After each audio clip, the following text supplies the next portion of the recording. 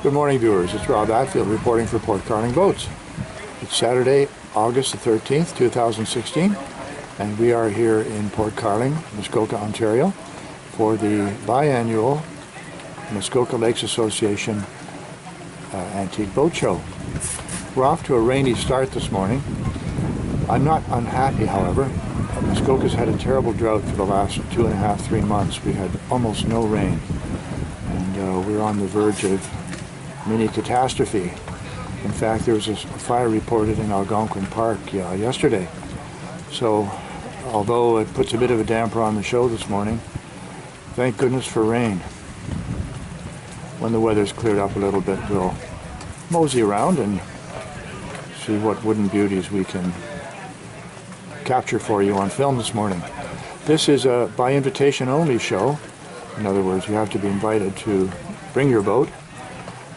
So obviously we're going to see some of the premier watercraft of North America. Muskoka is certainly an antique and classic boating center. The area was made popular about 100 years ago, and since then it's been flying as a tourist area, including some well-heeled cottagers who can afford some of these gorgeous boats. Let's hope the rain does stop, however, for the show. We're looking here, viewers, at Marjenka, a 24-foot Gravette streamliner, 180 horsepower V8, built in 1938. It is a direct drive and apparently should do about 40 miles an hour. That's pretty good for a boat this size with a V6 engine in her. I believe the theme of this year's show is curvaceous.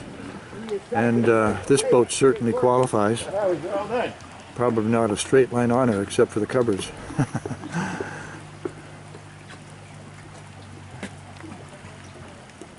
Beautiful. Another brave soul has come in through the rain. V-O-B-B-E-T. And we have here a beautiful ditch burn, viewers. Sorry, do you want me to get out and take a couple pictures? No, I'm happy. Do you mind being on video for Port Carling Boats? No. Oh. We're looking here at a beautiful 1938 ditch burn, 26-footer. And she's powered by a 130 horsepower Buchanan engine. Certainly these canvas tops are a real godsend in this kind of weather. Very graceful lines on this boat.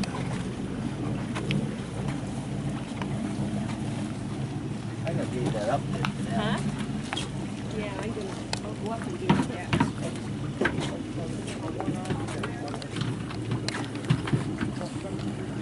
It's what's euphemistically called the mother-in-law seat here. It would almost seat 2 or 3 people.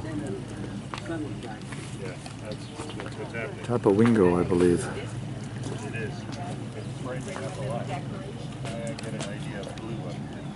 That's one gorgeous piece of woodwork. We have Seahorse here, viewers. We'll try and get you some more information on this boat in due course, but what a sleek low-line vessel. Incredible. That's got to be pushing 28 to 30 feet, I would think.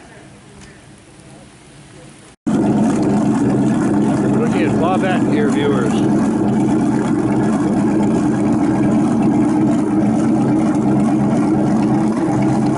Gorgeous curvaceous boat.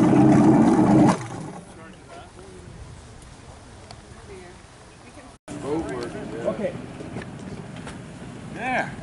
Just like I knew what I was She's certainly going to need significant docking space here. full of shit before I fired up. Cannon. Very quiet engine.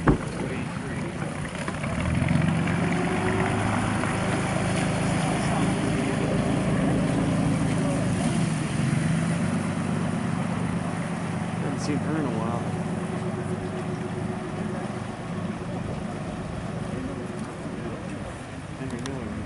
The boat in our viewfinder here, viewers, is Nepawin, 1937 ditch burn, 20-footer, powered by a Buchanan V8 185 horsepower engine. keep repeating this over and over again, but ditch burns are certainly creme de la creme. Classic and antique wooden boats. Quality just doesn't come any better. This certainly looks like a beautiful restoration. Interesting external rudder here.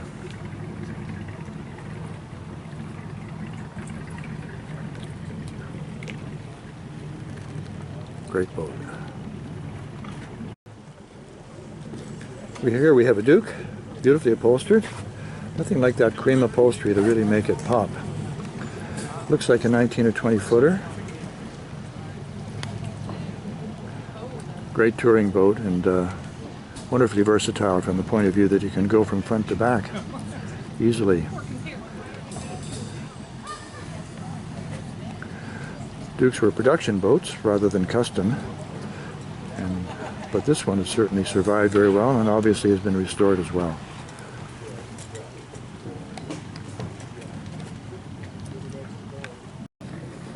Beautiful hardtop sedan coming into view here.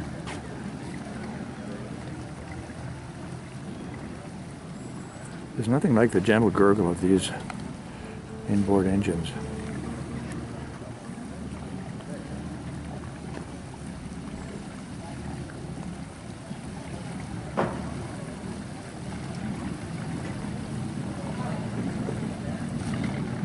Beautiful riding boat.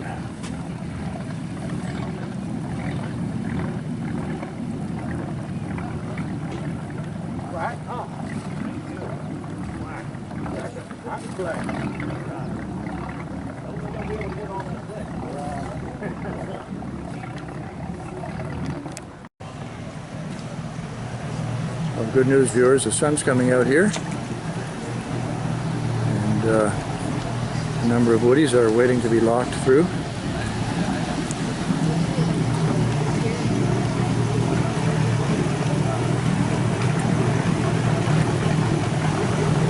It'll be a bit tricky if you're alone. I probably should be down there helping.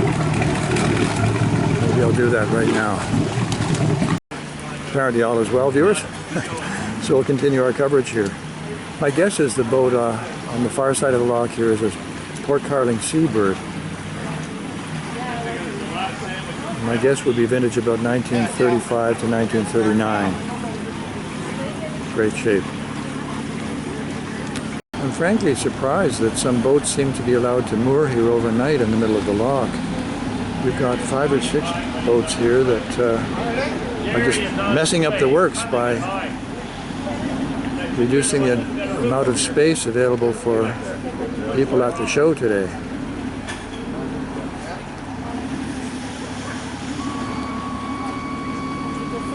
Gentleman in the rear here seems like he's hanging on for dear life.